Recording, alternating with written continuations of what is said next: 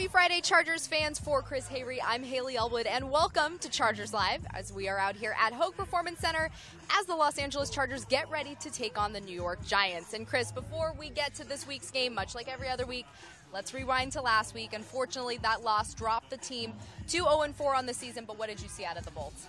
You know, I saw a team that couldn't stop the run and couldn't get the run game going. You know, the Eagles, 214 team rushing yards. They chewed up the last 6 minutes and 44 seconds of the clock, and they possessed the ball for over 39 minutes. And time of possession has been a real issue for this team all season long, in large part to just get the running game going. And that's something that we're hopefully going to see on Sunday against the Giants, a team that has been, I think, 28th against the run. So you want to see Melvin Gordon get going on Sunday, and hopefully that kind of sets things off for their first W of the year. Now, one of the things that head coach Anthony Lynn had said after last week's game was that he's starting to evaluate everything from practice to the roster. He even said maybe there might be some lineup changes, and one of them happened yesterday as the team waived rookie kicker Younghoe Koo and brought in former Chargers kicker Nick Novak. What do you make of that?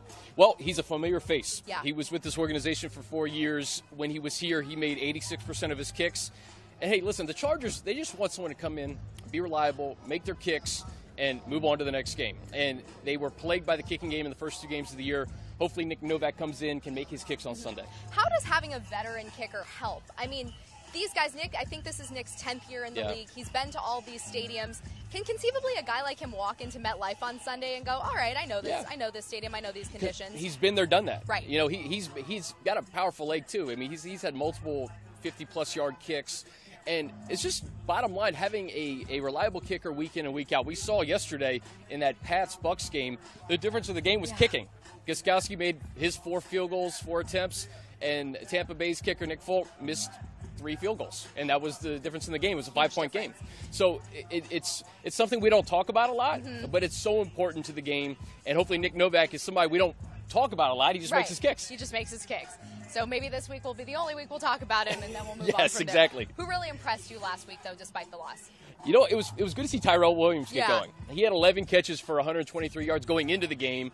Ended up with 115 yards on 5 catches with that 75-yard touchdown reception from Phillip Rivers, the team's longest play of the 2017 season. So it was good to see him get going, and hopefully he can continue to keep it rolling on Sunday. Absolutely, and I'm going to have to go with Austin Eckler. 1 professional carry last week. It went 35 yards for a touchdown. He's a guy, he showed a lot of spark in that last preseason game against the San Francisco 49ers, and Coach Lynn had said this week that anytime he's really in there, he moves the chains. He's pretty impressive. Yeah. You know, and I think you may be seeing a little bit more of Austin Eckler in the future, and I want to see more of Austin Eckler. It's intriguing to see, and you mentioned it, what he did in San Francisco in Week 4 in that preseason game. He was making plays all over the field. One touch for 35 yards and a touchdown. That's pretty good odds, right? Yeah. Let's keep it rolling with Austin. Pretty good. Let's do that. So as we mentioned, the Chargers take on the Giants this week. This is a barn burner, as Phillip Rivers put it. 2 0-4 teams. Yeah. Both coaches this week, Ben McAdoo called into the media and said, both coaches have said that both these teams are better than their records show. There's certainly a lot of star power on both sides. When you talk about the quarterbacks and Rivers and Manning, and then you got Odell Beckham Jr., JPP, and then on our side, Melvin Ingram, Joey Bosa, Keenan Allen, Melvin Gordon. There's a lot of star power. It's kind of mind-boggling that both these teams haven't won a game yet. But you are what your record is. And the Giants have had trouble starting quickly. They haven't scored a point in any first quarter this year. The Chargers have not scored first in any game this year.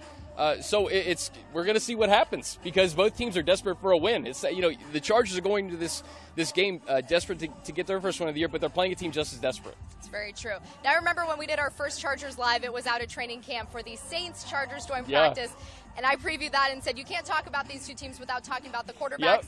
Very similar this week as Eli and Phillip are linked, essentially. This is their 3rd time facing off this week. They're always going to be tied to that 2004 draft when they came into the league together, and they've done nothing but put up huge numbers for their franchises. Every major statistical category, when you talk about wins, touchdown passes, yards, these guys are first with the Chargers and Giants respectively, and they're also in the top 10 in all-time passing touchdowns. So, I mean, again, we look at the records and you're like, man, 0-8 combined, and you got these 2 quarterbacks under center. But it's going to be neat. We're kind of coming to the back 9 of these guys' career, so it's special when it was a special day when Drew Brees was at training camp with Phillip Rivers, absolutely. and when you see guys like this.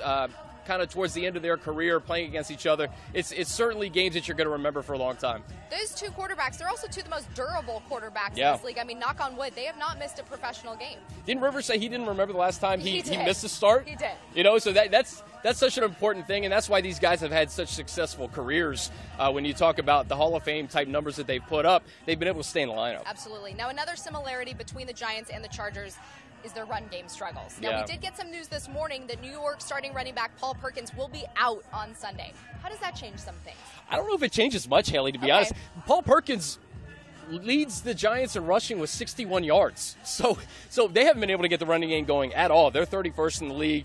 And then you look at the Chargers side, they got to get Melvin Gordon going. I think he had 10 carries for 22 yards on Sunday. You take away a 12-yard carry, it's 9 for 10. So it's so important to get the running game going. You can't stress it enough because the time of possession is really what's hurting this team, not being able to sustain drives.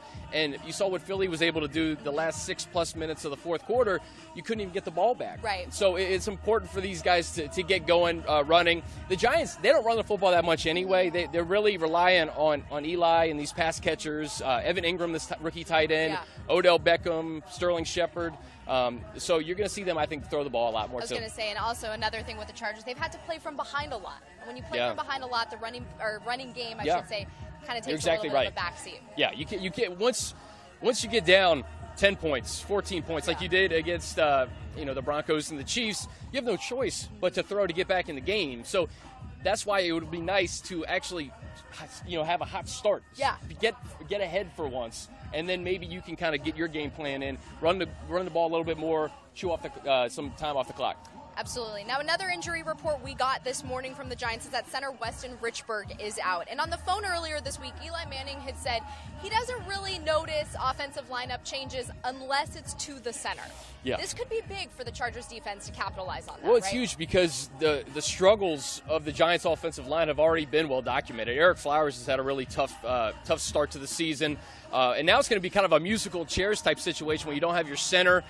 There's a lot of guys who are going to be mixed around on that offensive line. So it's certainly not one of stability. So I think it's a great opportunity for Melvin Ingram to pin his ears back. Joey Bosa is still stuck on 2.5 sacks. I look for that to change on Sunday. And then just getting that pressure up front without your starting and center there is big. I wonder also on the offensive line if we'll see DJ Fluker this week. I believe he got his first start last week, but that could be an interesting reunion. Yeah, another kind of a storyline, a former Charger that these guys are certainly familiar with. So, if he gets to start, regardless, I think he'll probably get a lot of snaps. Right. And now, as we said earlier, both these teams are 0-4. They did not anticipate their seasons to unfold the way they did, but something's got to give this weekend. One of these teams will walk out of MetLife Stadium with a win. How do you think that plays out?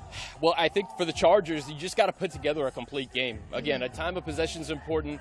Getting something going offensively, getting into a rhythm, and not just, listen, it was great to see the passing game get going and have plays of 75 yards, 49 yards, 50 yards.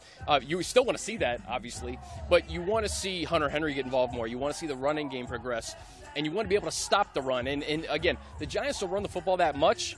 So the Chargers may get a little bit of a break there, but when they do, stop them, get them off the field, get your offense back on the field. You talked about Hunter Henry, but who's another player you're keeping your eye on?